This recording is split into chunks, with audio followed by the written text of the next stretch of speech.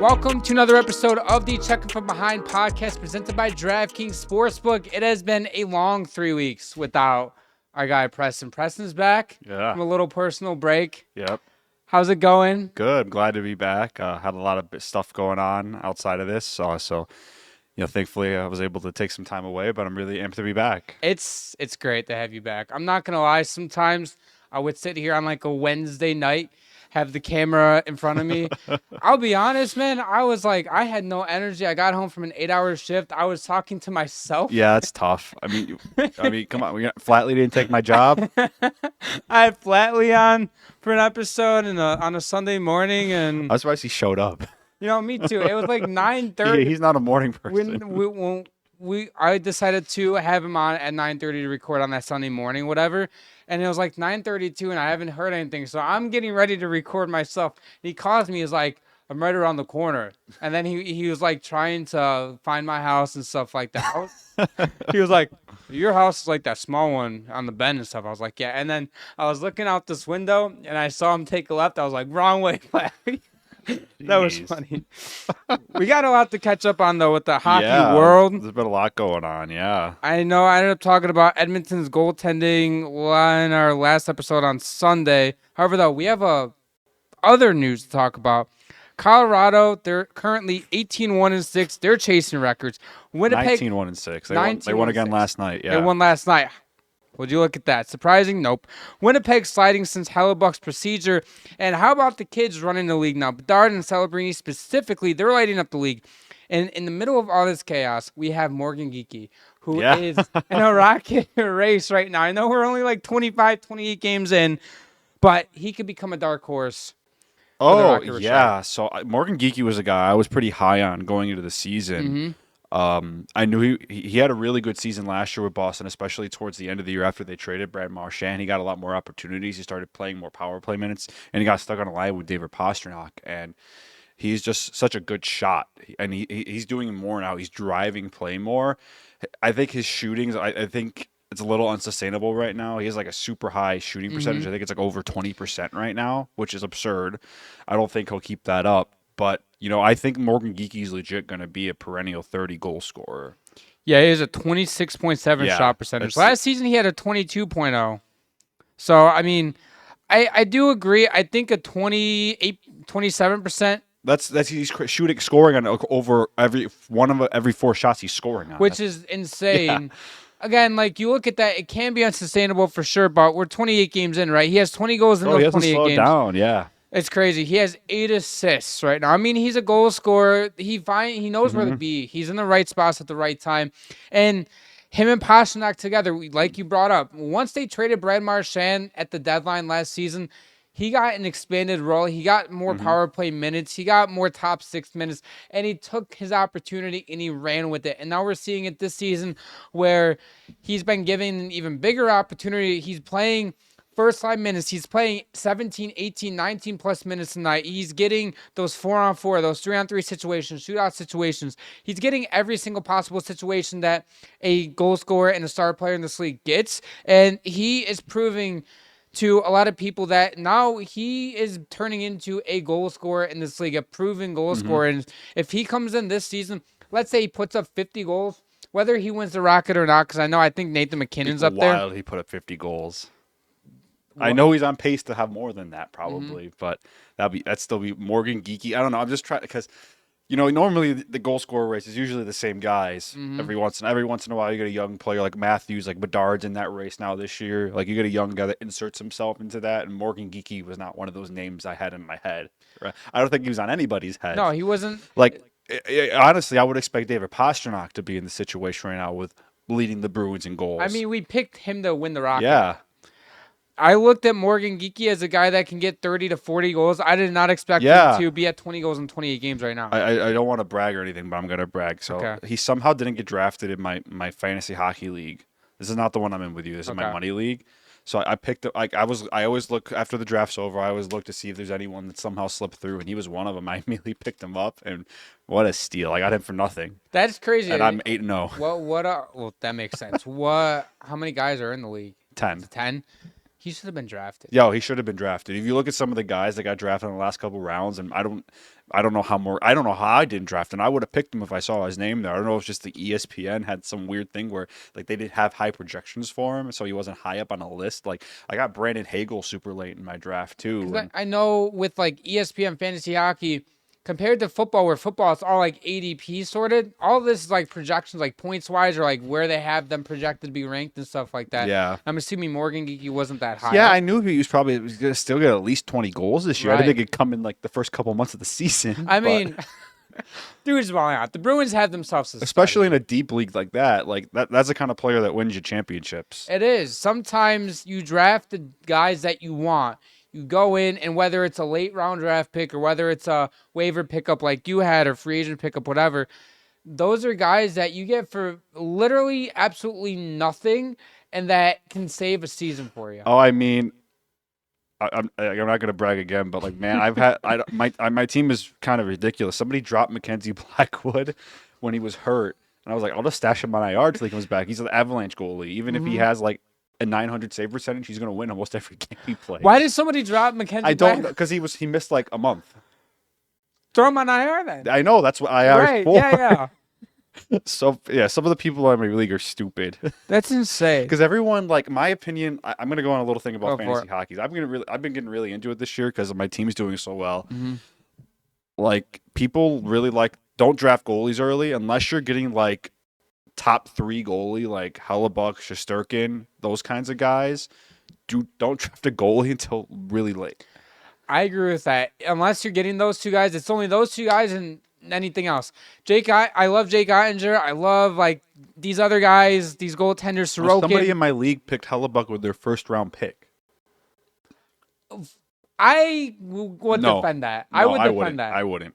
I would defend that. Not when there's there's other guys like William Nylander and Jack Hughes and like those kinds of guys available on the board. I do agree with part of that statement. Yes, I agree. When there's other 100-point guys or 90-point guys on the board, That's what the first round's for. sure. It's all like the elite players. But Hellebuyck could, like, the stats that he put up the last 2 seasons, I understand it. Now, did I have... To me, this might be a hot take here. I think goalies in fantasy hockey are like kickers in fantasy football. I really don't care for them. That's valid. It's like, or defense in fantasy football. Like, I hate playing in leagues that have a defense. They're more valuable than those. However, though, it is the least valuable of forwards and defense. I love to go out and in the first round, the first 2 rounds, if there is a forward that is a can't miss forward, I'm grabbing him. Oh, yeah. If you're the first or- overall pick, you're probably going to take Connor McDavid. I don't know if this is like a bad strat because, I mean, I'm kind of like, I haven't really paid attention to a lot of my fantasy hockey leagues lately. But, like, I like to pick either 1 forward or 1 defense in the first round. And then second round, The only defenseman I would pick in the first round is Cale Makar. That's it. I would have going into this year. I would have picked Cale Makar and Quinn Hughes. Now, in my defense, I'm in an 18-man league in the Hockey Writers Fantasy Hockey League. Yeah, So that's a huge league. I picked Darlene at like 17th overall. That's not in a the bad first round. Yeah, because I think Darlene went like late second, early third in my league. So And then I got Jesper Brett in the 3rd round somehow. dude, so. yeah, I have Jesper Brad on my team, dude. He's so good. I love him. I always stash him, but enough about fantasy hockey for now. But yeah, Morgan Geekie's having an awesome season. For my sake, I hope he keeps up because if he scores 40 points, I'm going to be really happy on my fantasy hockey team. He's such a stud. How about the Olympic arena? What a disaster! I'm not calling it a disaster. Is actually a perfect word for it. So basically, for you guys that don't know, the Olympic hockey arena that is being built in Milan, it is cutting it very, very close to the Olympic start date, and they're like well behind schedule. The NHL is pissed off because they can't have some like exhibition game or test the ice. Yeah, they can't even make sure it's safe. No, they can't. Yeah, because that's a player safety issue because you want to make sure the ice is good, the boards are everything's good up to speed, and I think it might be opening during the Olympics where they're going to be playing real games on it right away. And I think Peter DeBoer was quoted. They were asking him some questions about it. He's one of the assistant coaches for Team Canada in the Olympics. And he said, yeah, I think it's going to be a little bit narrower than an NHL rink. Normally, Olympic ice is way bigger. Like international ice, you play on a wider rink. It's like, what is it, like 80 or 100 feet wide or something? I don't know. Like I just know it's wide. I've skated on an Olympic pad before. It's a lot bigger. It is. And this one's going to be a little bit narrower, which I think makes it a little bit more dangerous, especially it's the Olympics and how intense they're going to be playing. Mm-hmm. Yeah, not a good look. I think the NHL is kind of screwed because they can't pull their players out this late. It would ruin everything. Because if you can you imagine if like the NHL last second, because the Olympics are like 2 months away, Yep. less than 2 months away. The last minute is like, oh, NHL players cannot participate in the Olympics. What are all those Olympic teams going to do? Like Team USA or Canada or any other team in the world that's been planning their roster for months. All of a sudden, oh, we have to go get a bunch of college kids now and guys from Europe playing pro And hockey. now you have to scramble to find a team. Yeah. It's a fucking mess, man. It's been going on for, I don't know. And I don't think there's an months. excuse There's not either one. because when you get chosen as an Olympic host city, they pick it like at least 5 years in advance. Mm-hmm. I think it might be longer than that. I think right now they have it scheduled like the host city's up to 2034. So it's like almost 10 Yeah. years in advance for you to plan and build everything out because they won't accept you as a host unless you have a plan to build. If you don't have the facilities, to build the facilities and build all the infrastructure you need to host the Olympics. And the fact that they're going to be cutting it this close, and there is still a chance that it will not be done in time for the start of the Olympics. They're going to have complete disaster. Everything that has gone wrong. And it's not like they can just go, I don't know. It's not like in Canada where you can go to just, I don't know, 100 miles away, for example, and play in another professional hockey arena. If this was happening now it wouldn't happen in Edmonton or whatever, but if it was happening in Edmonton, they can go to Calgary and play it. If they were having the Olympics in Edmonton, they would just play at the Rogers Center. Well, yeah, of course. But my point being is, what is Milan in Italy, right? Yeah, I'm sure they have a rink there. Like, there's European professional hockey, but it's nowhere near. I think the capacity is the issue. Like, it's nowhere near big enough to fit the crowd for an Olympic game because, like, there's going to be, like, probably 20, 30,000 people in that arena. You don't want, like, a $7,000 to $10,000 on seat arena. That's not big enough. It's not big enough. Get your shit together because they have to get their shit together. They literally don't have a choice. There's no backup plan. There's no choice. So I don't even know what will happen. Are they just going to pull it from the Is they just hockey, or are they going to play in a smaller arena? Because it's not like you can move it to fucking a different country in Europe to a different city. They probably could. Honestly, if they really needed to, Europe isn't that big. Yeah. Like if they needed to move it to Germany or I think Germany, they share a border with the North. They could do that. It's not an absurd thing for the Olympics, especially when they have any huge cities, to have complexes pretty far out from the rest of the place, especially for skiing. Yeah. And stuff like that. So I wouldn't rule that out completely. I'm sure that would be an absolute last resort. That's literally if they cannot skate. But from what I've heard, they don't have a plan B right now. They don't. And that's part of the problem. My issue with this is you brought up before, you've had so much time in advance. You went to the board of whatever to pitch why your city should be a host city, and you had that plan. Why don't, right after you get picked as a host city or you find out you're the host city, why not just start, building? Yeah, unless I'm missing something. I don't think they want to build a building and let it just sit there for 5 years. And you got to get the money and everything for it. It's not. I agree with you. They should have started way earlier. And maybe they did start in time. Maybe they had supply issues or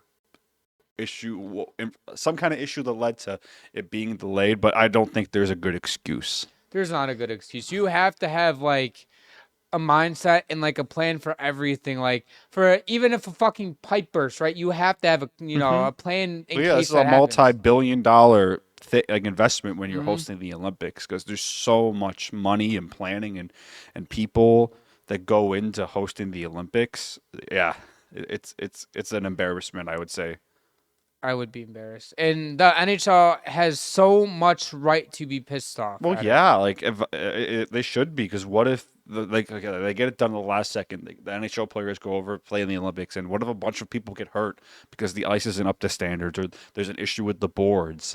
That, you can rule out the NHL players being in the next Olympics for sure. They'll pull them from the next Olympics right away. Well, I think they'll pull them indefinitely until they can have an actual plan to make sure that that something like that would never happen again.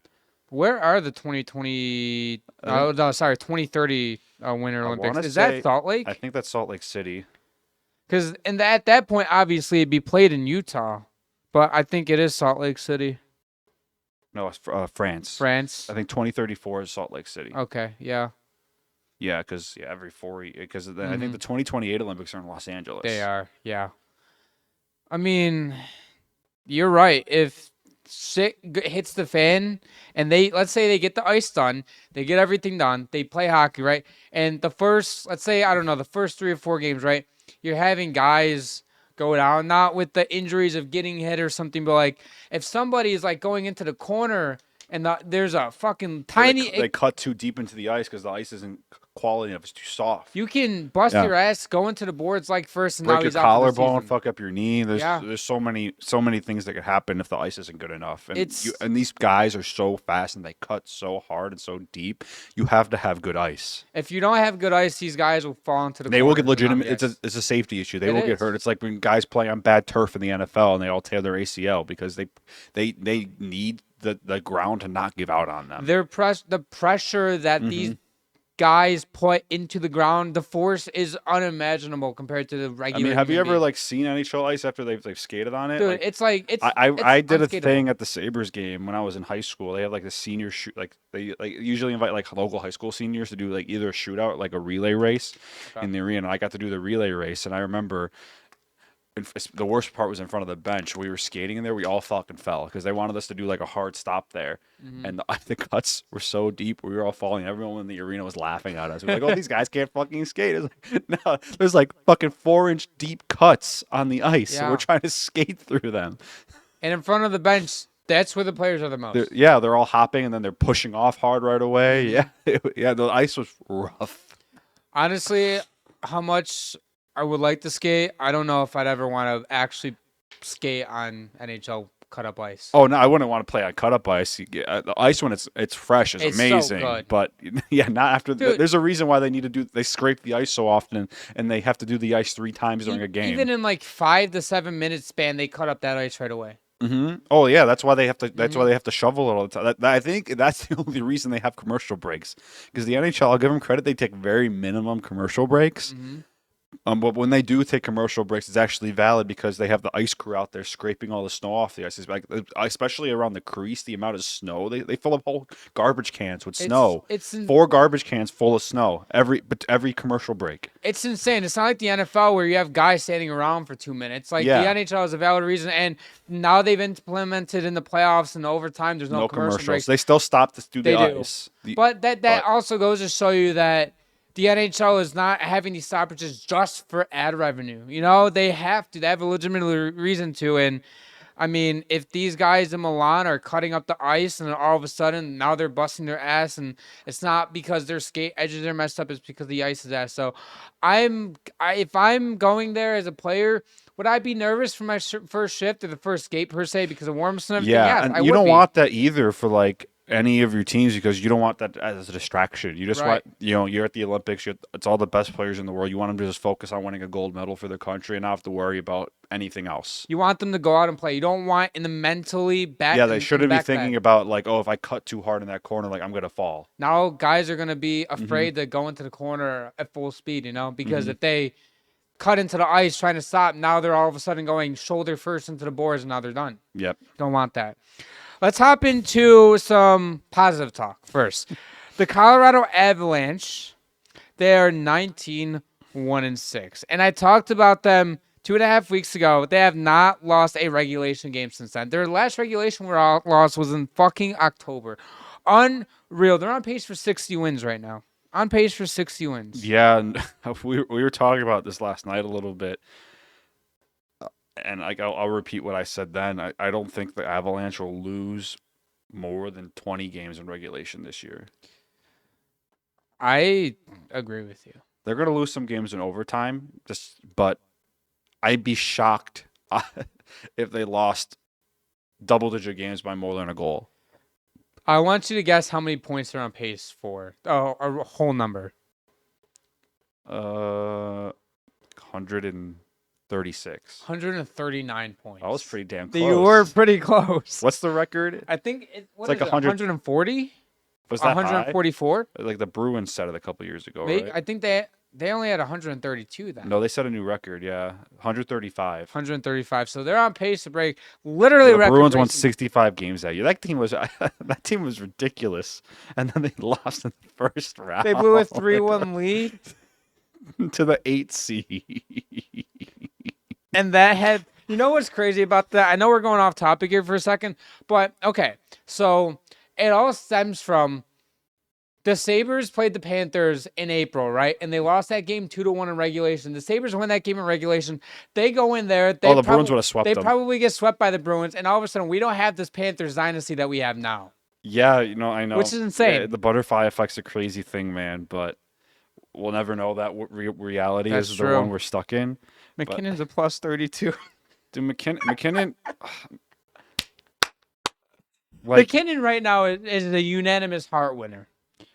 Yeah, I mean, I agree with you. I also a thought popped into my head too because we were talking about some of the young guns yesterday, specifically Macklin Celebrini and Connor Bedard, and I know Nathan McKinnon's having an amazing season, and I think this would only become a question.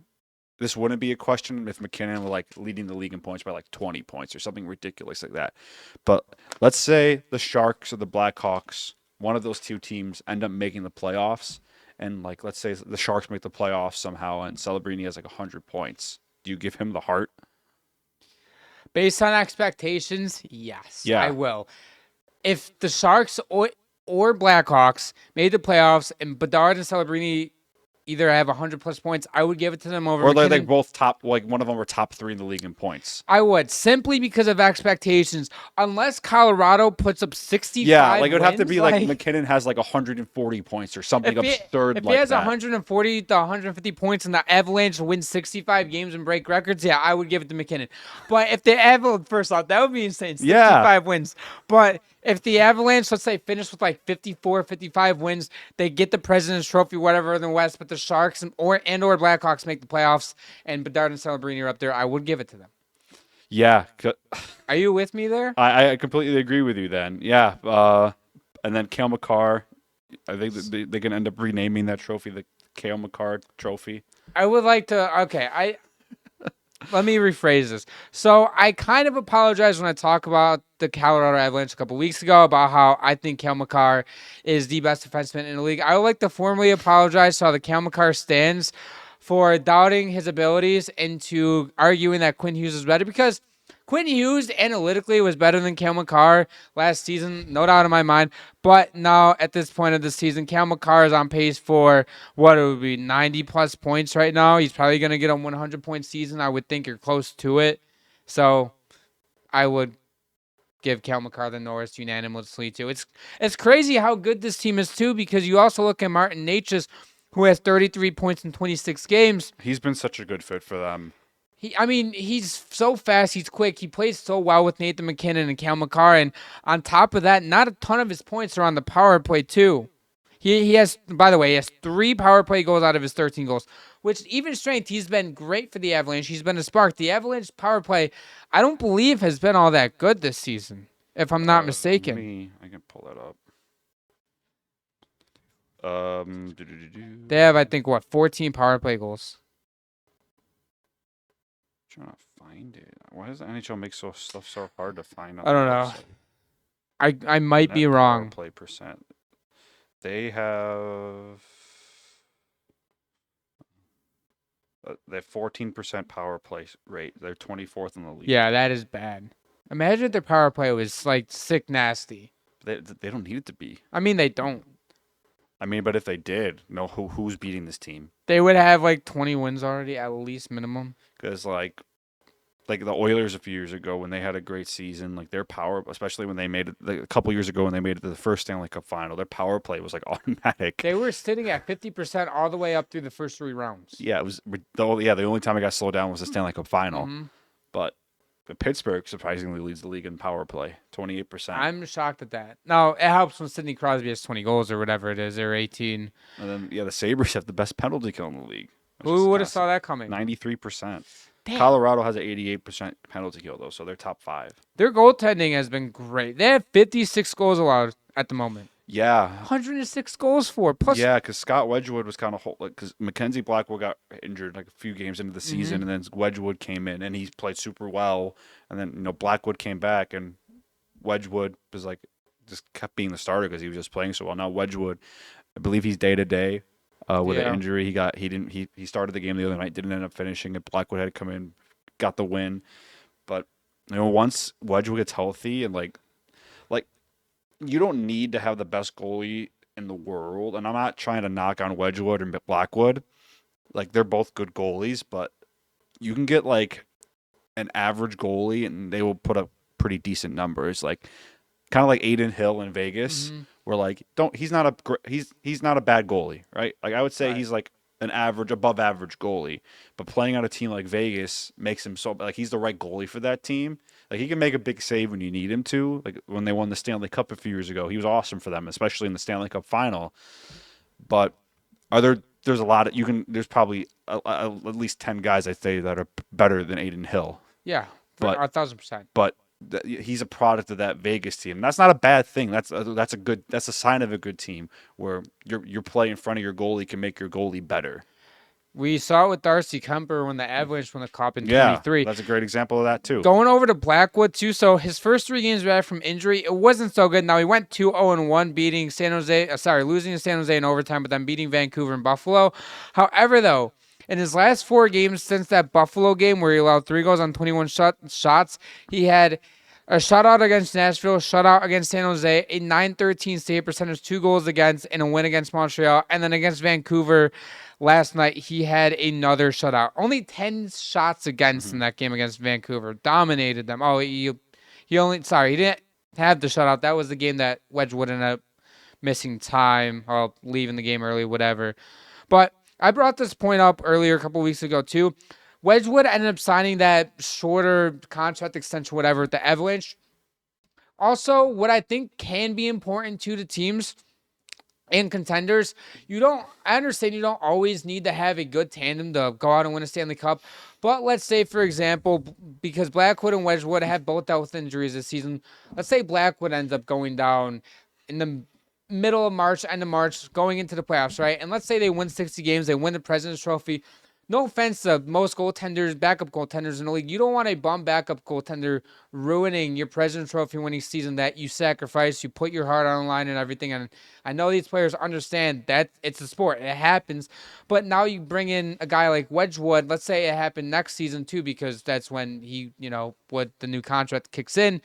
If that happens next season, now you have Wedgwood, a goaltender who you can trust, who is a viable backup goaltender in this league, can come in and help win you hockey games. Yeah, because Wedgwood was supposed to be the backup. He's just played so well this year that they couldn't take the net away from him. And I'm sure Blackwood is going to play too many. I don't like how they both have very similar last names. I get it mixed up all the time. but Blackwood, Mackenzie Blackwood, he was meant to be their starter. And I think he's back in the swing of things, and with the way they're playing in front of him. And then hopefully Wedgwood's not out too long term, like probably top 5, top 3 tandem in the league right now. This episode is brought to you by DraftKings Sportsbook. Spinoramas, Michigan goals, a sprawling save across the crease. Live and breathe all of the highlight moments with DraftKings Sportsbook, an official sports betting partner of the NHL. I use DraftKings to bet on any NHL game and player props, and you should too. From anytime goal scorer to picking an underdog and trying to win big, every puck drop you have a chance to win big with DraftKings. New customers can bet just $5, and if your bet wins, you'll get paid out in $200 in bonus bets instantly. Light the lamp all season long with DraftKings. Download the DraftKings Sportsbook app and use code THPN to turn $5 into $200 in bonus bets if your bets win. In partnership with DraftKings, the crown is yours. Gambling problem? Call 1-800-GAMBLER. In New York, call 877-8-HOPE-NY or text HOPE-NY. That is 467-369. In Connecticut, help is available for gambling problems. Call 888-789-7777 or visit ccpg.org. Please play responsibly. On behalf of Boot Hill Casino and Resort, Kansas, fees may apply in Illinois. Must be the age of 21 years or older. Age and eligibility vary by jurisdiction. Void in Ontario. Bonus bets expire 7 days after assurance. See sportsbook.draftkings.com/promos for details. NFL Sunday ticket offer for new subscribers only. Auto renews until canceled. Digital games and commercial use excluded. Restrictions apply. Additional terms at youtube.com/go/NFL Sunday ticket/terms. Limited time offer. All right, quick timeout before we get back to the action. This episode is brought to you by W Energy. Listen, hockey Hockey's fast, and whether you're breaking down plays, yelling shoot from the couch, or just getting in a workout, you've got to stay sharp. That's where Dubby comes in. Clean energy with zero sugar, no crash, no artificial flavors or dyes. Just 150 milligrams of caffeine per serving, about 2 cups of coffee's worth to keep you locked in and ready to go. Personally, I use Dubby before the gym, on the ice, and even when prepping content for the pod. If you need that extra spark, whether you're grinding through work, lifting, or lacing up the skates, Dubby's got you covered. Head over to dubby.gg and use code CFBPOD for 10% off your order. That's dubby.gg, code CFBPOD for 10% off your order. Fuel up, stay locked in, and let's get back to the episode. It's so sick. And I think your point about like you don't want to have a bum backup is a good segue into our next team we want to talk about is the Winnipeg Jets. Connor Hellebuyck was he week to week? Week to week, 4 to 6 weeks. Recovering from surgery. And Winnipeg has been playing a little rough without him, to say the least. That might be an understatement right now. Yeah. They're playing Montreal right now. It's 1-1.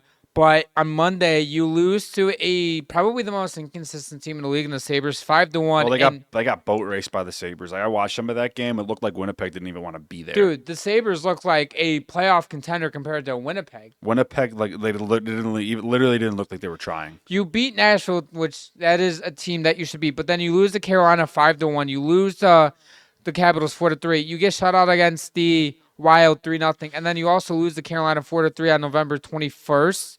It's unexcusable. And now I understand losing a top 1 goaltender in the league in Connor Hellebuyck. He's the reigning MVP for a reason. I understand that Winnipeg just made it 2-1, by the way, in that game. But that's besides the point. The Winnipeg Jets right now, they don't look good with them. They have 26 points in 25 games. They sit 3 points out of the playoff line, and I know it's going to change. I know we're still super early, but this is a concern where he's not going to be back till the first of the year, most likely. So if he is sitting here and the Jets are sitting here and they're losing 2 out of every 3 games, you're digging yourself a hole, and all of a sudden, come Christmas time, you could be sitting down there with Vancouver, Nashville, and Calgary and being like, now we're 10 points out. Now we're 10 points out. Is Connor Hellebuyck really going to will this team to barely sneak in the playoffs? And if they are they a playoff exit? And you brought up to me last night in a group chat where this goes to show everybody that Connor Hellebuyck hides a lot of their roster flaws. Like, sure, they have Scheifele, they have Connor, they have Morrissey, but what other stuff do they have too, right? Their depth isn't all that great. They're missing Ehlers. They're a defense-first team, but they can rely on their top. Like, they can play. This is a team that thrives in tight games. Mm-hmm.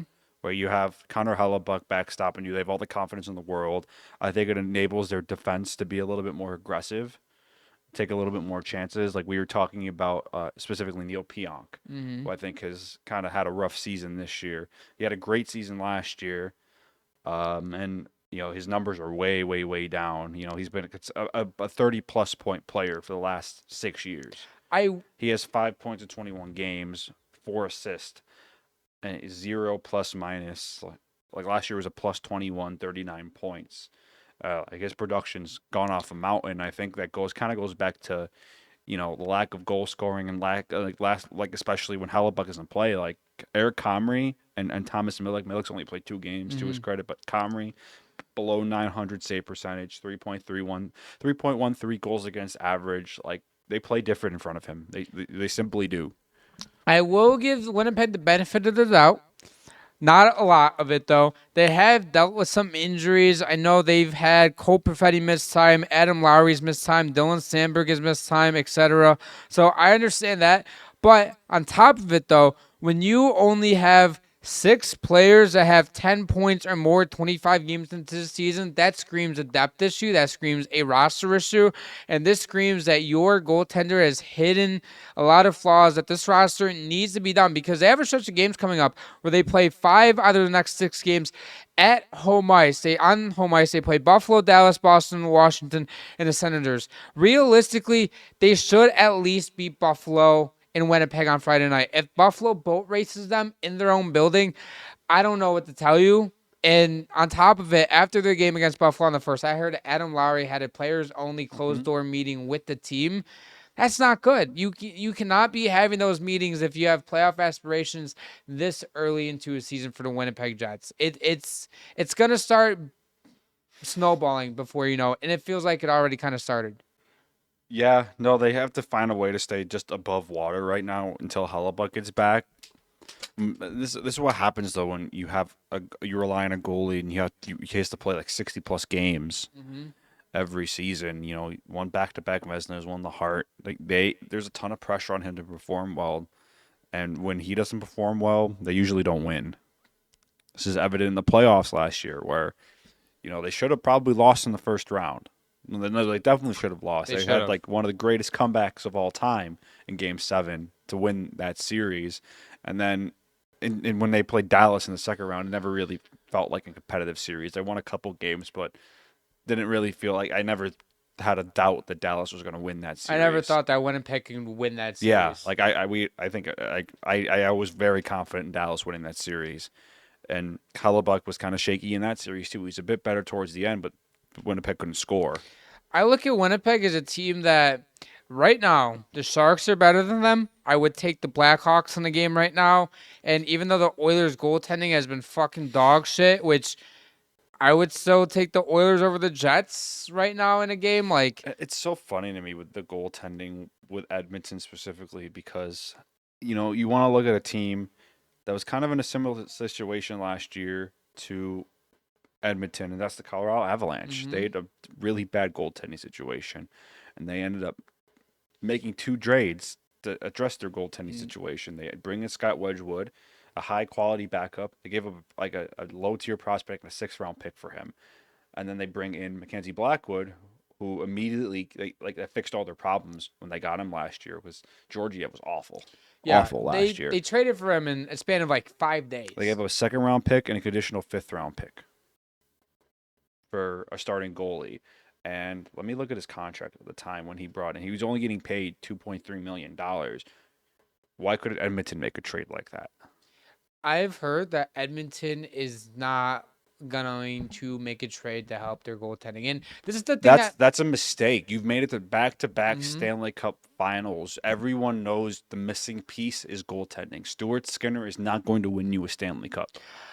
what pisses me off about the Oilers and Stan Bowman and that organization is you had okay, I understand not making a move in the offseason. I would have liked to see it, but Stuart Skinner wasn't horrible in the playoffs for you, right? He wasn't good He enough for them wasn't to good. win. He wasn't good enough, but he wasn't horrible, right? So you could have waited. But when you come into this part and you understand that goaltending is your biggest issue, why not go and try to address the need right away? You don't. Even if you need to overpay, your window to win the Stanley Cup is right now. That's exactly what I said in the last episode. I said when they went to the Detroit Red Wings in the offseason and they asked for, I think it was for Sebastian Cossa, they asked for a 1st-round pick and Isaac Howard. You fucking hammer that. Yeah. Isaac Howard has like 4 points in 25 games. Yeah. Well, I think part of Edmonton's issue is they want a guy that can play right now, and Cossa is like, okay, that's addressing kind of a long-term True. need. Like, if they would have traded for Blackwood, that would have been something to help them right then and there, right? That makes sense. Because Blackwood, he was kind of like a diamond in the rough because he was playing on San Jose last year. His numbers were actually pretty good for how bad the Sharks were. And then you go to a team with competent defense and they can score and they're not giving up like the defense is so bad that they're giving up 4 or 5 goals a game. And all of a sudden his numbers got really good. It's like, wow, look what the difference playing in front of competent defensemen can do. And I'm thinking of goalies off the top of my head that Winnipeg could go out. Like, I mean, There's no one really available, I would say. Not only that, but if there's goaltenders available, Edmonton has like $150,000 in cap space. So the idea of throwing Saros out there, they even 50% retain, they're still $4 million above the cap, right? They're going to have to throw salary back. Jari, with how good he's playing and how good Pittsburgh's playing, they're not going to sell him off. There's another goaltender. Yeah, there's no one I would say that's really available that they can make a trade for If right I'm- now. if I'm 'Cause Edmond- most of these players that are available are like on contending teams where they rely on a backup. Or they're making, a decent chunk of money. If I'm Edmonton, I try out Connor Ingram. Because I'm just looking at like a list of free agent goalies next year. Stuart Skinner is one of them. Sergei Bobrovsky, Florida's not trading him. No. Peter Mrazek, I don't really think that's an upgrade. Frederick Anderson, Carolina's not trading him. Cam Talbot, I don't think Detroit's going to trade him. Like most of your options I don't think are getting traded. No. And you can sign Alexander Georgiev, right? He's a free agent now. Like Jonathan Quick, I think he's a good backup. I don't think the Rangers are going to trade him. No. Like I would say there's not really anyone available right now that would help them right now that would be an upgrade. Which is tough if you're Edmonton. Really, really tough. And it's not like they have an up-and-coming goaltender prospect that, in a year he'll be NHL ready. Like, they're shit out of luck at the moment. And teams know that, too. Teams are going to overpay. But like we said, like the situation Edmonton's in now where you're ideally a goalie away from winning at least one of those Stanley Cups, right? I don't think it was more so a problem 2 years ago in the Stanley Cup final when they lost in 7, but last year I think that was the problem. One of the issues is Stuart Skinner was not good in the Stanley Cup final. He didn't look Pickard good. wasn't great either. He didn't look good. Oh, excuse me. Damn. But, like, in the first year, though, like, we saw Stuart Skinner actually steal the couple games. Yeah, no, he played really – I'd say he played pretty well the first year they made the Stanley Cup final, and it wasn't on him that they didn't win that series. Florida was they just willed it out a little bit more than Edmonton. Yeah, they won Game 7 by a goal. Yeah. Like, it is what it is. And last year, it felt like outside of Game 1, Florida dominated that series. And when Game 1 happened, and everybody, there was that one game where like Florida collapsed, where like what was that? Was that Game 3? I think it was Game 4? 5. 5? Yeah, because they tied it up at 2-2. Oh yeah, they went up 3-0. No, Game 4, and they tied it up 2-2, and then Florida won the next 2 games. Yeah. I thought that was going to be a better series. Yeah, but Yeah, Stuart there's nothing Skinner. you can do. Well, Stuart Skinner, I don't know. Yeah, but Edmonton, I feel like there's kind of going to be going in a circle for a while until they can get their goaltender figured out. When Connor McDavid not committing long term, your window's now. Who knows what happens in a couple of years when Connor McDavid's a free agent again? Will he sign a long-term deal with the Oilers? I don't know. Hear me out, okay? If the Oilers keep going in circles, like you just said, and Connor McDavid doesn't feel like this is getting any better, if I'm Connor McDavid and they come to me to an extension, I'm like, listen, things aren't getting any better. I would like to I think that's why he signed a 2-year extension. Exactly It was pretty much a message to ownership, like, I want to be here. I want to win here, but you need to figure it the fuck out. If this team can easily turn into, if they miss the playoffs this year, if I'm McDavid, I'm pissed. I'm fucking. Oh, if they miss the playoffs this year, people are going to get fired. If I'm Edmonton's ownership, now I would keep Chris Knobloch, but I know Stan Bowman's newer, but like, I don't know. I don't think we like the hire at the. Did they really change their roster that much from like they brought in? It's gotten worse over the last 2 years. They brought in Mangiapane, which I thought was a decent value contract. He's been fine. He's like a third line player for them at this point. Jack Roslovic, he came on really strong. Looks like he's hurt right now. Their bottom 6, I really don't like. It is brutal. Yeah. You have Matthew Savoy, I know he's a young player, but he's not really making too much of an impact. Then you make that trade for Isaac Howard, and he's not even playing in the NHL. I don't think he is, at least. No, I think he ended up getting sent down. Yeah, because, you trade, one of your better prospects kind of in a situation where you're trying to get a guy that can play right now. They have 4 defensemen in their top 10 in points scored. Sorry, in their top 7, excuse me. They have 5 defensemen inside of their top 9. That's not, come on. Like, not everything is about point scoring, but that's not a great sign. That shows, like you brought up, their bottom 6 is just absolutely fucking The Oilers putrid. are pretty much, if Connor McDavid and Leon Draisaitl don't have good games, they lose. Yes. I will still never go back. I will still never forget their game against Vegas a couple years ago in the playoffs where Draisaitl scored 4 points and they lost. 4 goals and they lost like 7-5, which is absolutely absurd. Last but not least on the agenda, how about Connor Bedard and Celebrini putting up absolutely unreal numbers? We can cover Leo Carlson as well here, but Celebrini 40 points, Bedard 38 points, and they're second and third respectively in the league, only behind the best player in the league, Nathan McKinnon, who has 46 points. Celebrini, we've discussed this, looks like Sidney Crosby out there.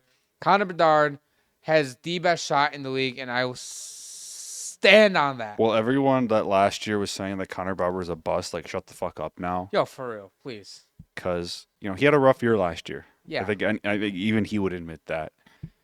But the people that really thought that he was going to be like a bust are crazy. People that call him a bust after 2 years. First off, we've discussed this many times. Calling a player a bust after 2 seasons is fucking absurd. Well, it's easy to say, because there was so much hype for Connor Bedard. Like he was a generational prospect. They were comparing, like, oh, he's the best player to come out of the draft since Connor McDavid. Like that, there was that kind of hype around him, and he had a great rookie year, I thought. He had a very good rookie year. And then took a step back last year.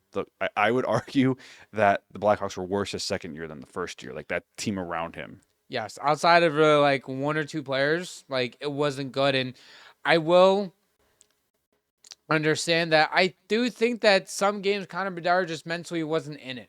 I think he was putting way too much pressure on himself. Like you could just tell from his body language. Like they go down a couple goals, and he was like, "Well, I don't play my ass off and get us back in the game. We have no chance."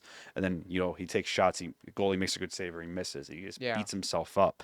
And it also helps that he's actually getting some help from other guys. Like I thought Tyler Bertuzzi had a pretty dreadful year last year for the Blackhawks, where the contract wasn't looking too great. He's been a lot better this year. Andrei Burakovsky was a good buy low option, from Seattle.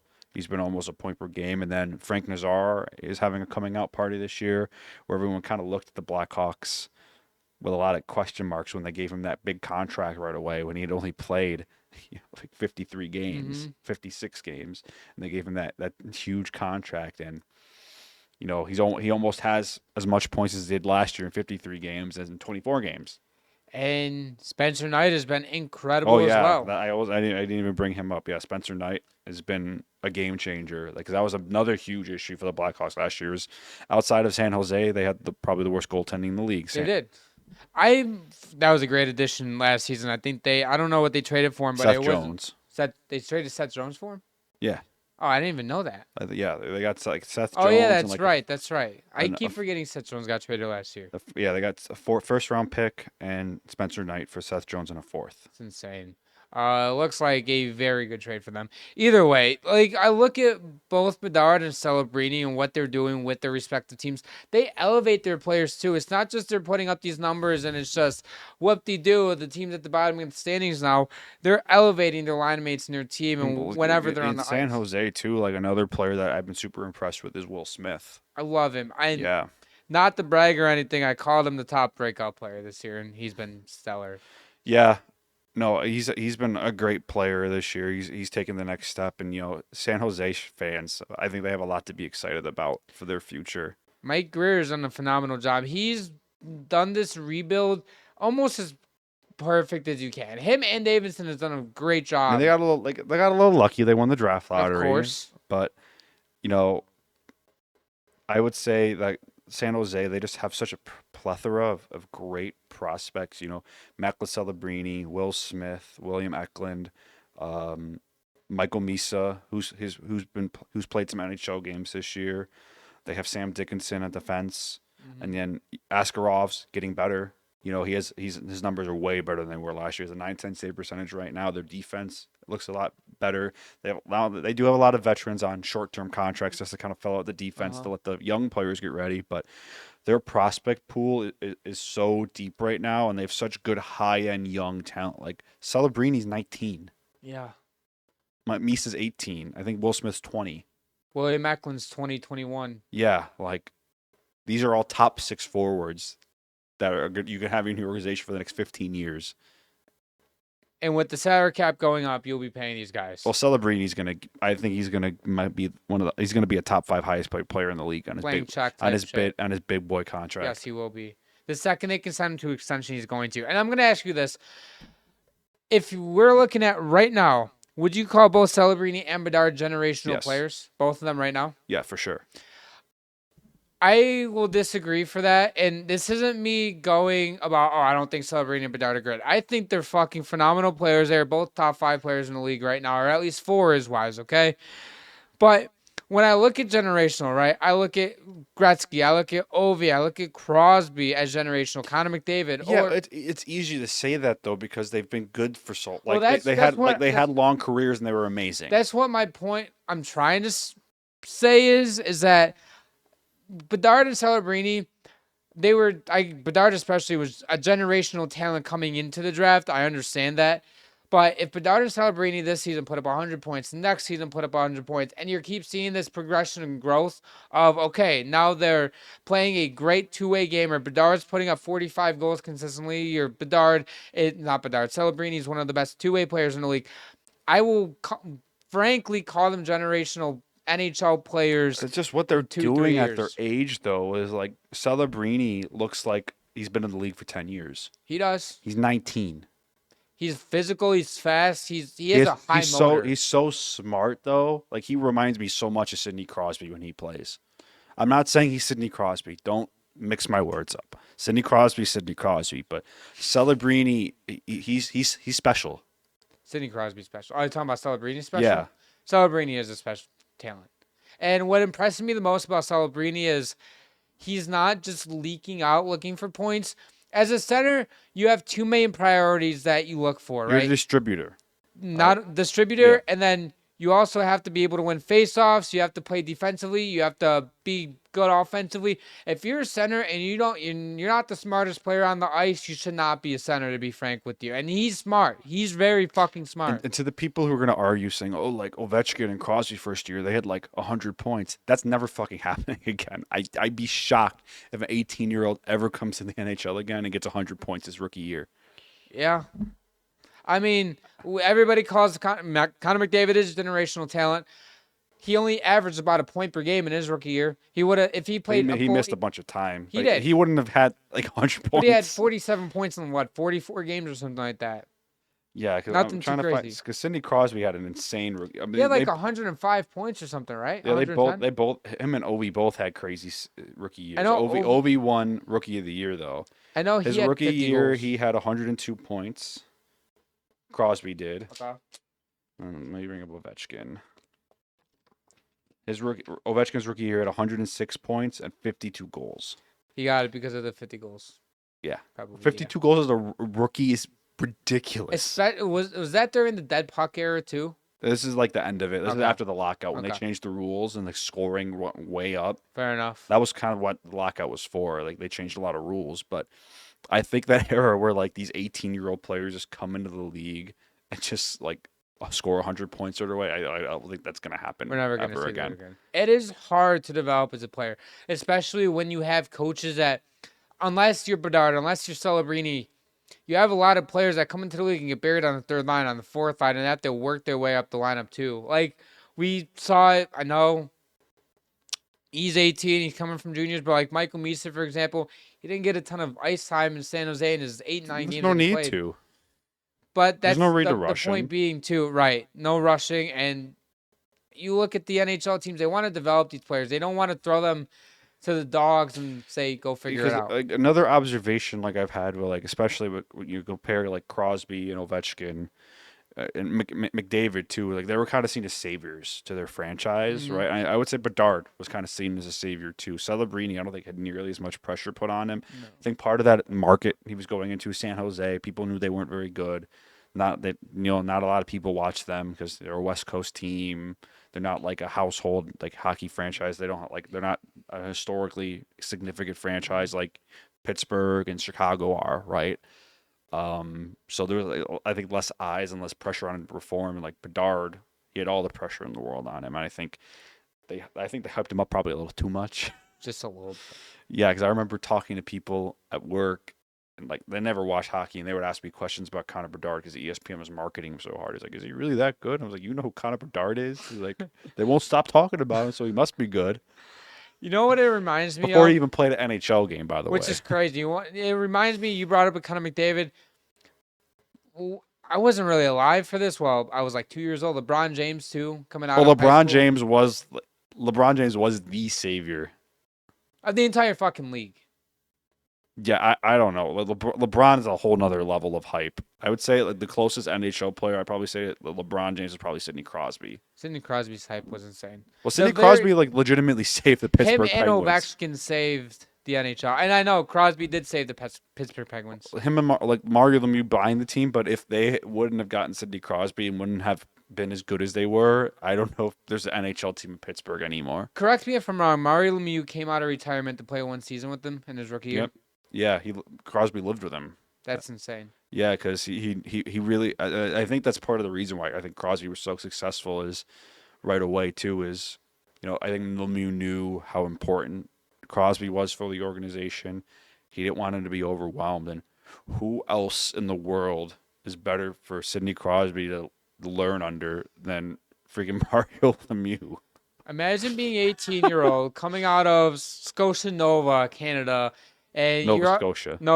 Sorry, Canadian guy. Nova Scotia, and you're already the hype player, and Mario Lemieux greets you. He's like, hey, by the way, I'm coming to play with you for a year out of retirement. Insane. I think it's just to help to calm him down and just to have one of the greatest players of all time. Just, hey, you're living with a guy, and they probably shared lockers just to ask him questions, pick his brain. He's always available. That's ridiculous. It's insane. Now, I'm not saying Crosby wouldn't have been a great player without that. I'm sure Lemieux still would have been around, but it always helps having a mentor as a young player, especially like you brought up. When you have so much pressure, and literally if you're not a successful player, the franchise frankly gets moved. Mm-hmm. That's a lot of pressure on an 18-year-old. Most 18-year-olds are either just graduating high school or going to fucking college and just wasting money on it. That's something else. So there was a quote that I ended up seeing. Maybe it was from Ovi or Crosby or whatever. They were talking about the young guys and be like, yeah, we just saved the NHL just casually. We'll just forgotten about. They said that? Yeah, I'm pretty sure Ovi said that. He said, okay, I never heard that. But I'm not saying you're lying. That's kind of, it sounds like something Ovi would say. It was like you joking around type shit, but. Yeah, I mean, I don't know. I don't really know what to say to that, but yeah, good for I'm glad to see kind of changing the guard now and seeing these young players step in. It's been really refreshing, to see some different teams being successful. I think Anaheim has been a really a positive story this year. I think they've been a lot better than a lot of people thought they were going to be. I didn't think, neither one of us thought Anaheim would be even in conversation to be winning the Pacific Division, let alone leading the division a quarter into the season. Yeah. And I think they're a playoff team. I don't think they'll win the division. I think they'll calm down a little bit, and I think Vegas, once they get fully healthy, because they're dealing with some injuries too. Aiden Hill's been out for a while. They'll kind of take back the mantle of winning the Pacific Division. But Anaheim's been a really bright spot. San Jose, Seattle. Been a lot better than I thought they were going to be. Chicago as well. You know what? I would love if Anaheim made it, San Jose made it, and Chicago made it. All three of those teams made it. That would be kind of wild. I would. All three of them made it.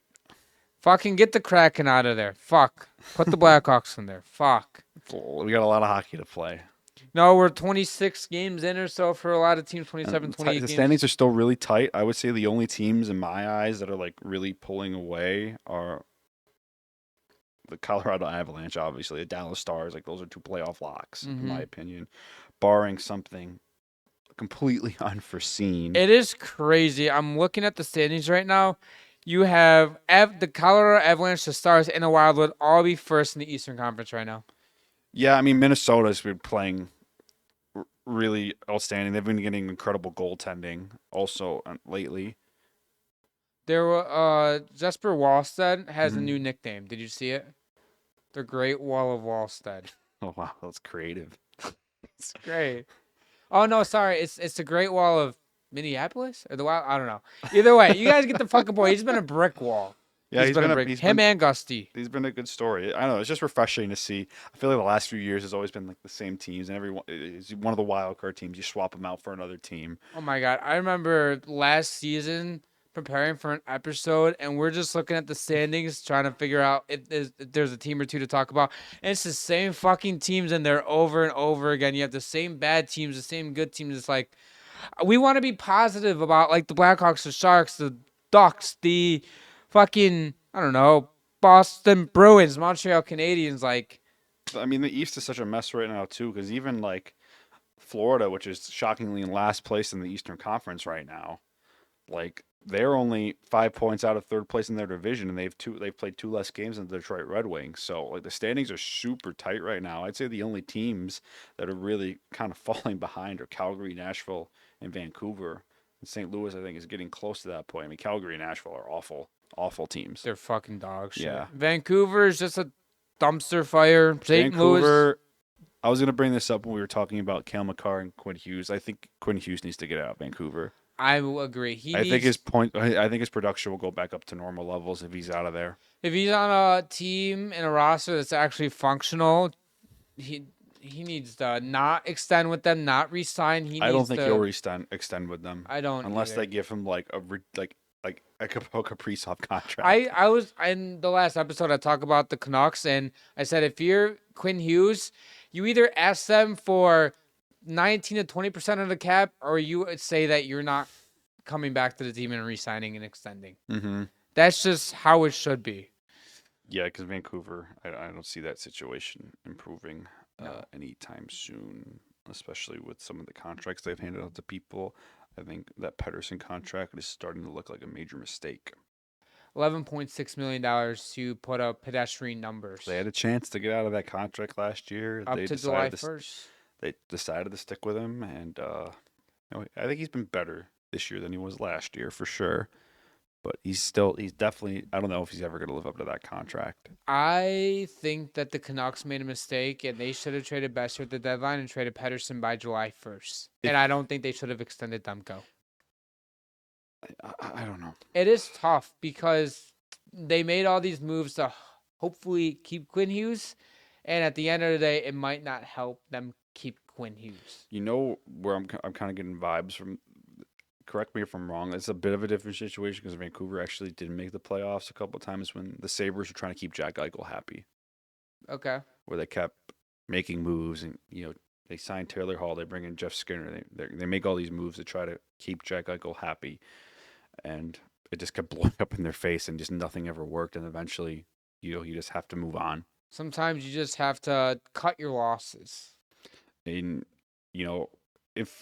if they do trade Quinn Hughes, they're definitely, that signals to me they're starting a rebuild, but they're kind of stuck because you look at some of these contracts they've given out, like they have a lot of guys locked up on long-term deals. And all of those deals have some sort of clause, whether it's modified or whether it's a full no movement like clause Brock or trade Besser, clause. Elias Pettersson, Jake DeBrusk, Connor Garland, Marcus Pettersson, and Philip Hronek are all on the team until at least 2032. Yeah.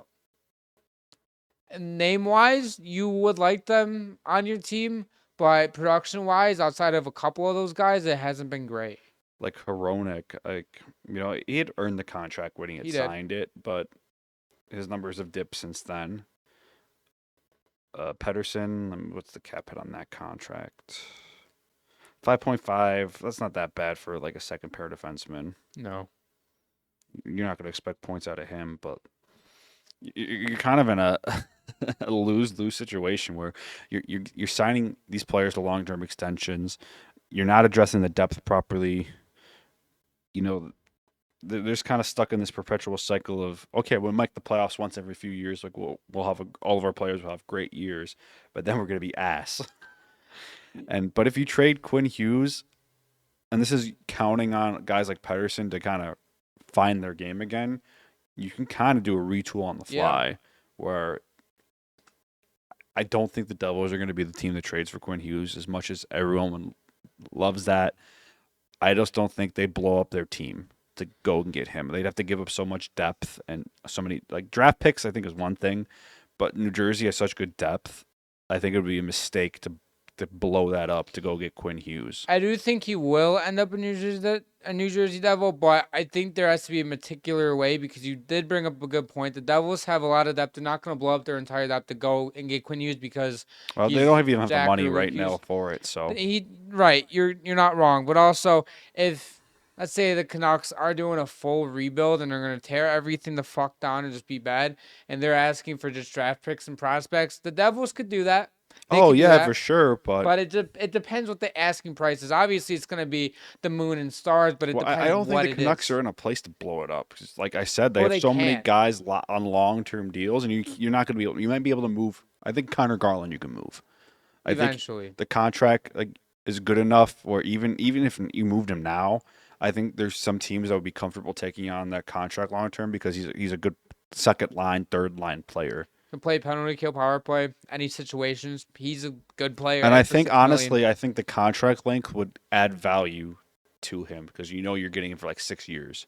And if he's productive, nothing is gonna hurt you at Yeah. all, salary wise, contract wise. And like last year, like a guy like Oliver Bjorkstrand went for 2 first-round picks because he had a couple years left on his contract, and the Tampa didn't have to re-sign him, so they didn't have to worry about that because they knew what the money was going to be the next few years, and they were comfortable giving up 2 first-round picks for him. That's Tampa Bay for you, though. But, Yeah, I but- mean, like you look at teams. Last season was a seller's market. This season, I mean, I would expect it to be a seller's market again. You're seeing a lot of players that are being locked up on long-term deals most of the time, or they're not hitting free agency a lot more times. They're locking up their players, and which makes it a seller's market. You have these few teams that sell off true pieces that can go for more than just a third-round pick. So if a guy like Connor Garland does become expendable and available in the trade market, he's going to get a little bit more than if there were a few other guys that were just as good, if not better than him, available too, because it's supply and demand at the end of the day. Now, I do think there are a couple options if the Devils really did want to trade for him. I think they'd have to trade Dougie Hamilton Yes. as part of the deal, just to make the money work. But I really don't think the Devils need Quinn Hughes. I really don't. I mean, they already have Luke Hughes. They already have Simone Nemec, who's taking the next step. They have Jonas Sagenthaler, who's a solid second-pair defenseman for them. Once Brendan Jack Dillon. Hughes gets back, I still can't get over. Motherfucker he cut his hand on a glass-eating dinner. What was he? What was he doing to that? What is he doing? cup? Going fucking. Oh! and He had fucking to have been like leaning on it or something. I heard Not he was real. like leaning on something. and then it just got broke. so deep he had to have surgery. How does that? He had to have like cut a tendon or something, or like done something pretty bad. Usually, when you cut yourself, you just stitch it up and call it a day. Well, it depends how deep it is. And, Yeah. if he cut himself like here, To the like deep bone? into like the tendon and the joint here, and he can't move his thumb. Yeah. And you have to let that heal. Like it probably went pretty deep. Like if it was just like a surface cut, yeah, you're Whatever. fine. You just put a Band-Aid on, you're good. You can go play. Like, hockey players are tough, but it had to have been pretty bad if you had to have Yeah. surgery on it. People that were clowning him for this, dude, like, okay. I will admit, when I first saw it, I was like, are we being fucking for real right now? But I Mhm. felt bad for the kid, though. I really did. He can't catch a break. He really can't catch a break. So, that's going to end it for today's episode. If you guys enjoy all of our content, head over down to the description below and check us out on all of our social media platforms. Subscribe, notification bell, follow the pod on Spotify and Apple Podcasts. New episodes every single Sunday and Thursday at 7 p.m. Eastern, and we'll see you guys in our next episode.